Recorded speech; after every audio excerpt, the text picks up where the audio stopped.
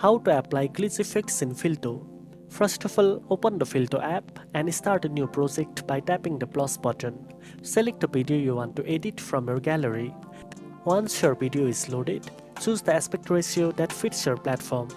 For TikTok or Instagram Reels, 9:16 works best. Now go to the Effects tab at the bottom of the screen. Scroll through the list of available effects and look for the glitch category. Tap and hold on the glitch effect to preview how it looks on your video.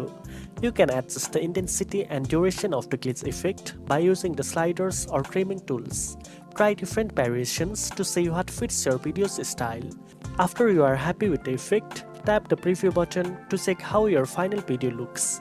Finally, tap Save to export your video in high quality and share it on your favorite social media platform. Now you know how to apply glitch effects in Filto. If you found this video helpful, don't forget to like, share and subscribe for more editing tips. Thanks for watching and I'll see you in the next one.